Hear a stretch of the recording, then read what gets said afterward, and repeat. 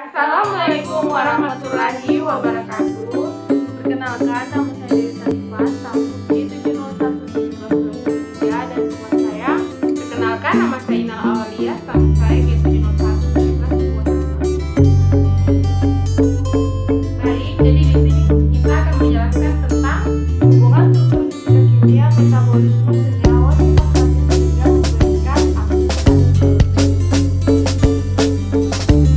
dan simvastatin adalah obat yang berfungsi untuk menurunkan kolesterol dan memiliki efek samping berupa meningkatkan timbulnya katarak atau memperparah keadaan katarak bagi penderitanya. Jadi simvastatin ini adalah senyawa turunan lovastatin yang mempunyai rumus molekul C25H38O5, berat molekulnya 418,57, dia diserap baik di saluran pencernaan dan memiliki bioavailabilitas kurang dari 5% dan waktu mencapai konsentrasi plasma puncak sekitar 1-2 jam. Jadi kontraindikasi dari simvastatin ini yaitu digunakan selama masa kehamilan dan menyusui. Simvastatin dosis tinggi juga kontraindikasikan digunakan bersamaan dengan amlodipin. Dosis yang lebih rendah juga dianjurkan pada orang yang menggunakan kalsium channel blocker, misalnya verapamil.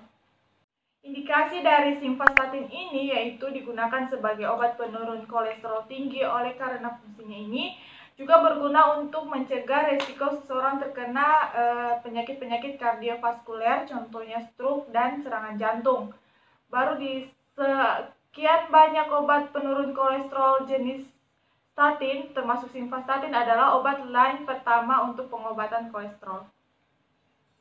Mekanisme dari kerja simvastatin ini yaitu bekerja dengan menghambat enzim HMG-CoA reduktase secara kompetitif. Enzim ini mengubah HMG-CoA menjadi mevalonat, yang merupakan tahap pertama dari sintesis kolesterol di dalam sel. Simvastatin akan berikatan pada dopamin katalitik HMG-CoA reduktase secara kompetitif dan reversibel dan mencegah HMG-CoA berikatan dengan sisi aktif enzim tersebut.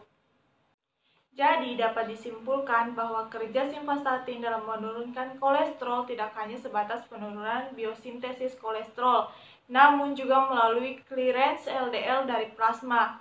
Simvastatin juga mengakibatkan terhambatnya sistemik sintesis APB 100 di hati dan berkurangnya sintesis dan sekresi lipoprotein yang kaya trigliserida. Secara keseluruhan, efek simvastatin pada profil lipid adalah menurunnya kolesterol total, kolesterol LDL, trigliserida, dan meningkatkan kolesterol HDL.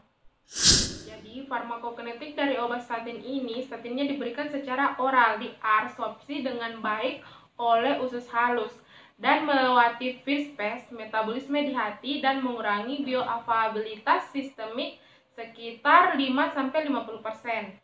Simvastatin yang diberikan secara oral adalah prodrug, yang berarti bahwa simvastatin membutuhkan metabolisme di hati untuk mengubah prodrug menjadi bentuk aktifnya, yaitu asam beta hidroksil.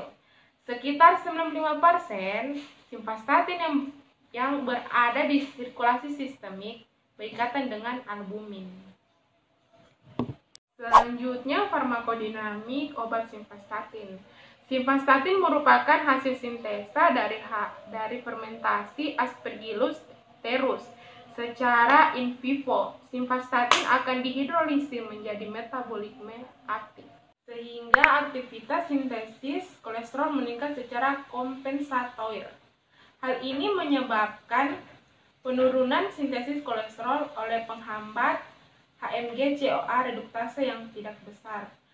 Rupanya obat ini melangsungkan efeknya dalam penurunan kolesterol dengan cara meningkatkan jumlah reseptor LDL, sehingga kolesterol menjadi semakin banyak. Setelah itu obat ini dapat menurunkan kadar kolesterol. Oleh karena itu obat ini tidak efektif. Jadi waktu paru simvastatin ini sekitaran 3 jam. Dan simvastatin diekskresi 60%-nya di feses dan 13%-nya melalui ginjal. Jadi waktu paru simvastatin ini sekitaran 3 jam. Dan simvastatin diekskresi 60%-nya di feses dan 13%-nya melalui ginjal. Selanjutnya, simvastatin dalam biofarmaceutical class system termasuk golongan kelas 2. Obat pada golongan ini memiliki karakteristik permeabilitas yang tinggi tetapi memiliki kelarutan yang lebih rendah.